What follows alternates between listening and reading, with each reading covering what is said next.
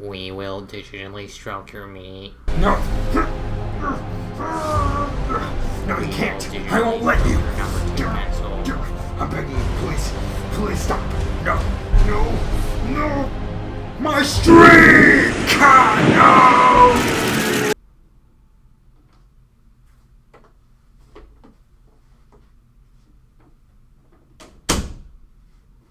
I just relapsed.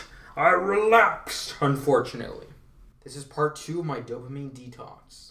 So, let me give you a quick summary of what the last video was about the dopamine detox. What episode 1 of season 1 of Defend on Dopamine was, alright?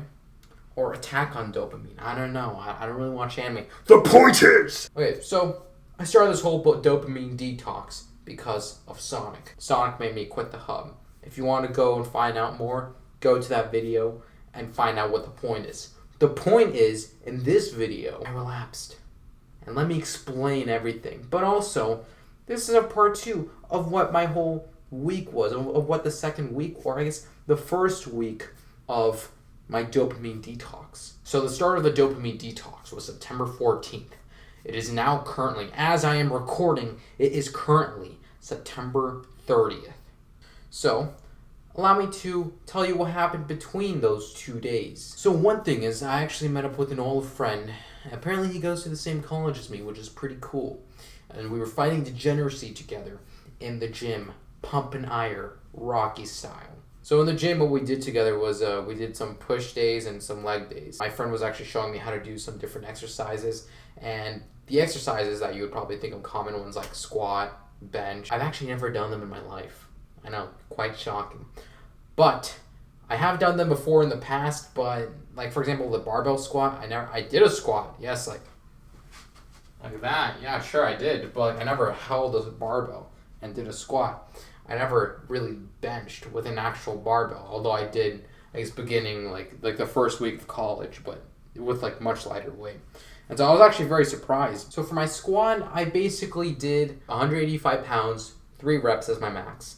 I definitely believe that I can do more weight, but that was my first day. I didn't want to overdo it. For my bench, I did 100 pounds, 7 reps. It was actually kind of easy. And so for now, I'm going to say 120 is my max. I haven't done 120 yet, but next time I bench, I do plan on doing that. And I do plan on recording and showing you. I haven't watched YouTube yet, which is actually good because I'm trying to do a dopamine detox. And YouTube was my biggest enemy. It kept on like grabbing me and just like putting me in that infinite loop of just watching endless videos. And I haven't really watched it. Now I have watched it for educational purposes, for, you know, just gaining more knowledge for stuff that's actually kind of important. However, I have been kind of slipping. So have I failed yet in that area of like watching YouTube? No.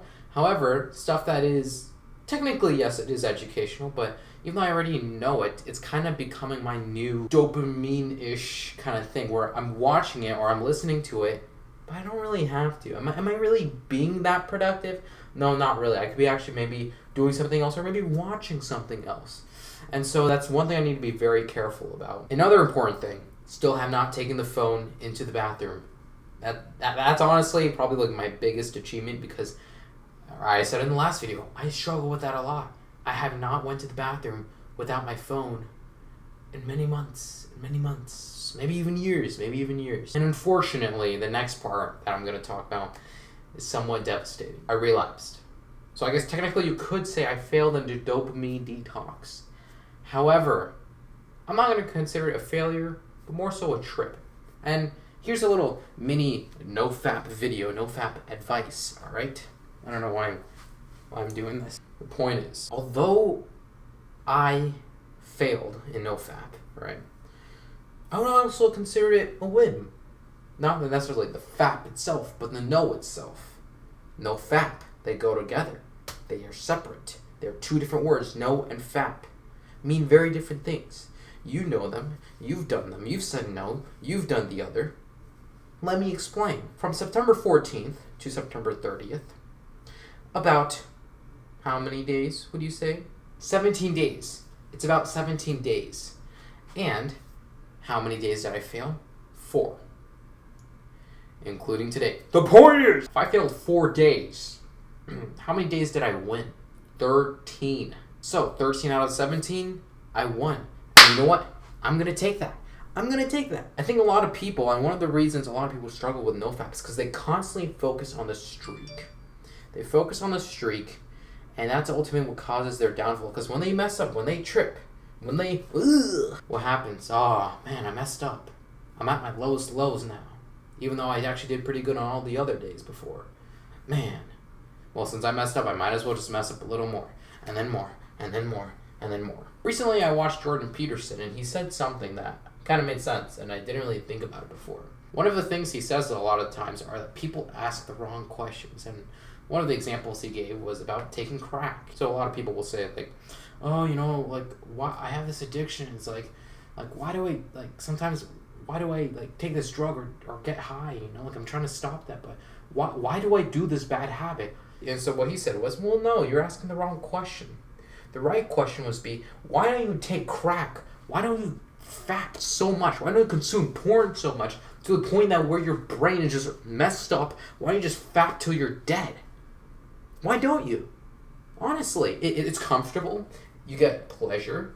You get the dopamine. You get that buzz. You get that good feeling. It's easy to do. It's much easier to go outside and start working out in the hot sun or in front of people working out, sweating, putting your body through a stressful process. Why don't you fap? Why don't you consume all that stuff? Why don't you do that till you're dead? Well, because it's bad. Because it's bad for you. Because it won't help you at all. And so because this thing is a comfortable thing, why are you even trying to get away from it, right?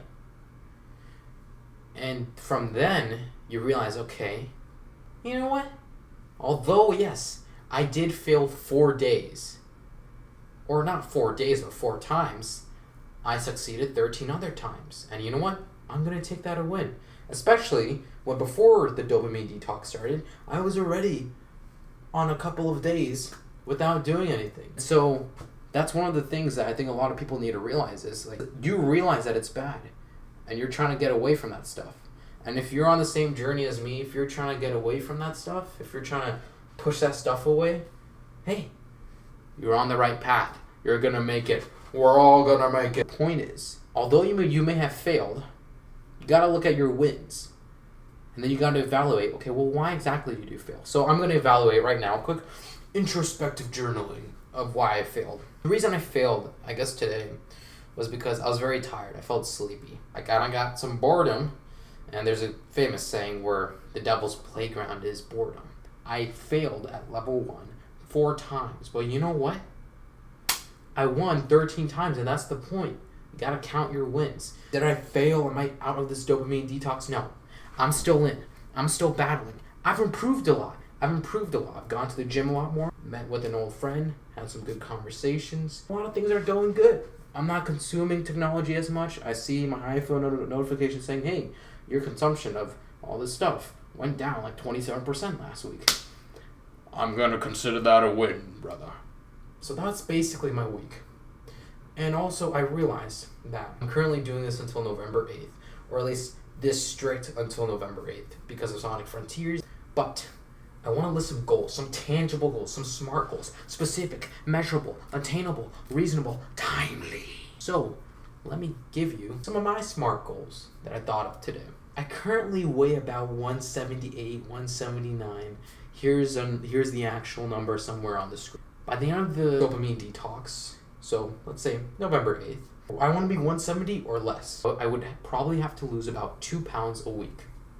So if that's the case, well, then I better start getting on that grind. I've actually been recently using MyFitnessPal, and I'm not sponsored. Do they sponsor people? I have no idea. I'm using MyFitnessPal. I've never really used it before because I mainly counted calories in my head, and it's worked. I used to be 220, then I was 170, but then I gained some weight. Also, some of my other goals would be benching 120 pounds. The friend I was with said, hey, I don't think 100's your max. I think you can go beyond your limit. I think you do 120. And so, I haven't done that yet, but I'm going to try that next time. Also for squat, I want to try to go for 200. I did 185 on my first day of squatting, and hey, I'm happy with that. I'm really happy. I think I could do 200. Maybe not as many reps, like 3 or 5. I want to see if I can go for that PR, for that 200, maybe a 205. And the point is, I got goals. I'm going to try my best. I'm going to update you with what I have and what I've done. I want you to do the same. And put your goals in the comments below. I want to know, maybe, hey, I can help you. Maybe you can help me. All right? I'm not perfect at this. You're probably not perfect at this.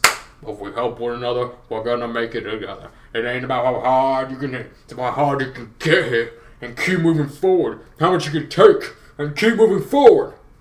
That's how winning is done. Thank you. Love you.